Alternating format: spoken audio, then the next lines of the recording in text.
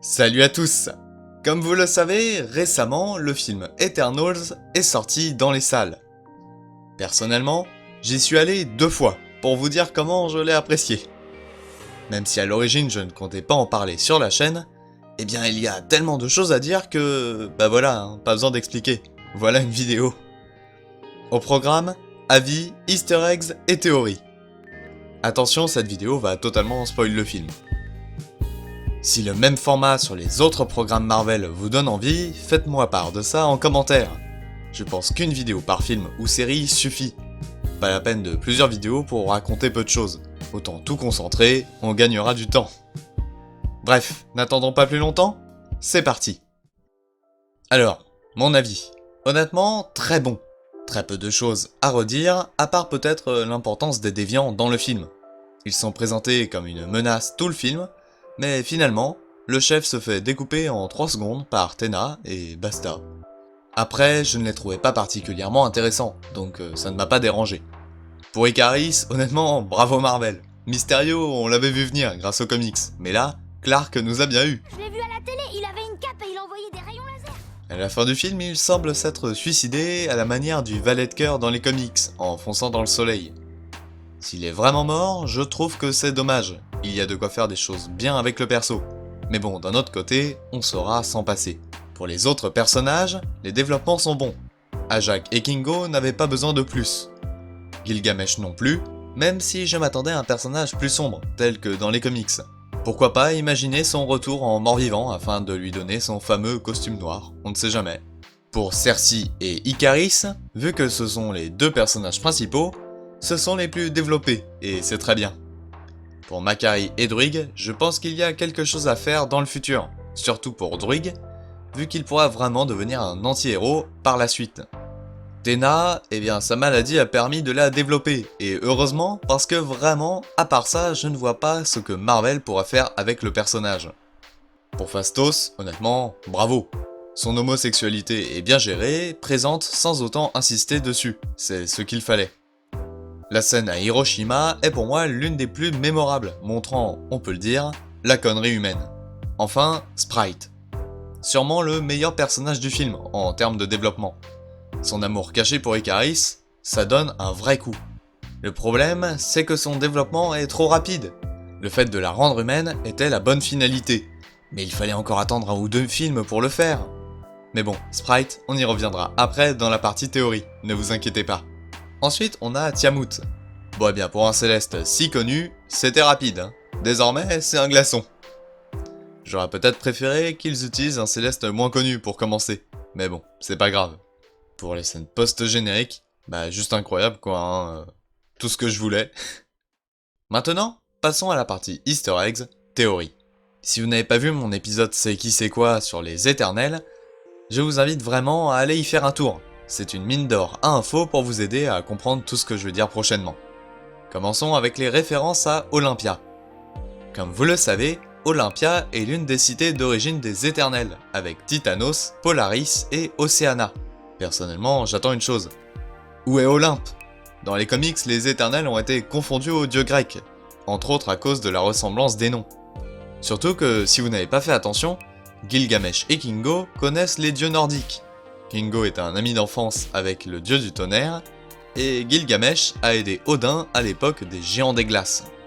Bon, j'ai énoncé les dieux, mais parlons d'un autre mythe mis en place, Camelot. Et oui, Dane Whiteman est sûrement le personnage que j'attendais le plus, et je suis loin d'être déçu. Le Chevalier Noir débarque dans le MCU, avec la Table Ronde, Merlin ou encore Excalibur. On voit même Excalibur dans les mains de Tena. Peut-être un moyen d'intégrer le groupe des mutants Excalibur dans le futur. À côté, dans la scène post-générique, Dane sort la fameuse Ebony Blade. Avant de la prendre en main, un homme semble lui parler. La réalisatrice a pourtant révélé la vérité. Il s'agit de Blade, le chasseur de vampires. Après une référence à son univers dans Loki, nous avons désormais sa voix dans le MCU. Espérons que Black Knight sera à ses côtés dans le film ou la série Blade annoncée. C'est vraiment une partie du MCU que j'attends avec impatience, parce que Moon Knight, Black Knight, Blade, tout ça c'est un peu mes chouchous de Marvel, hein, je dois vous avouer.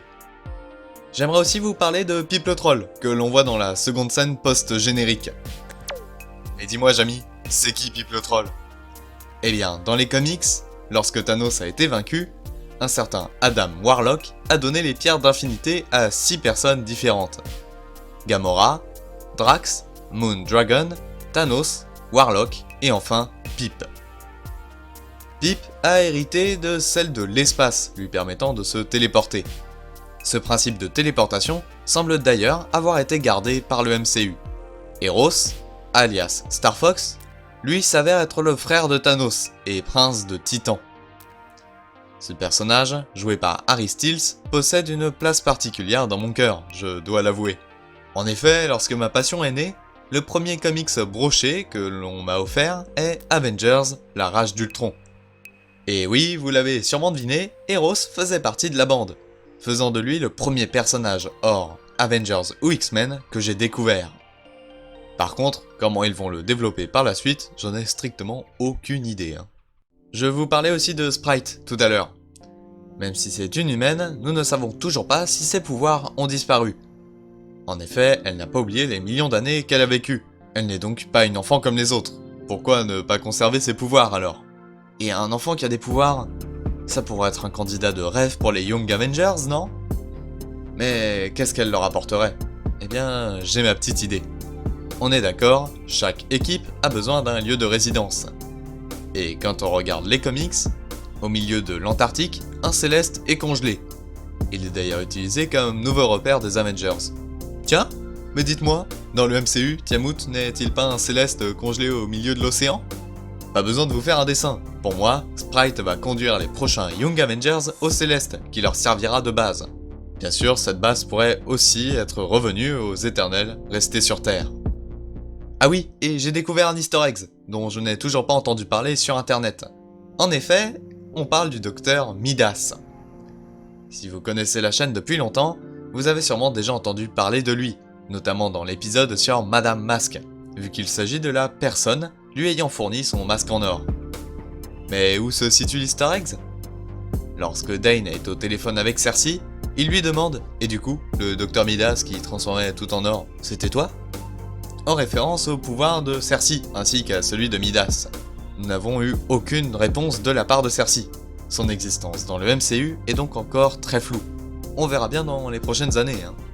Ah oui, et au fait, avant de terminer, je tiens à vous rappeler que la scène d'Avengers Endgame où Okoye parle d'un tremblement de terre au milieu de l'océan, bon eh bien finalement, ce n'est pas Namor.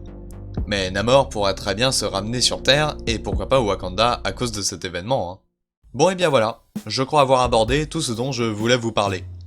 Je ne sais pas si cette vidéo sortira avant ou après le nouvel épisode de Imagine, mais en tout cas, sachez que ça arrive. Et ensuite, c'est qui c'est quoi 53 si tout va bien. Si la vidéo vous a plu, je vous invite à liker, partager et à vous abonner à la chaîne. N'hésitez pas non plus à faire un petit tour sur mon site ainsi que mon serveur Discord. Dans tous les cas, je vous dis à bientôt, ciao.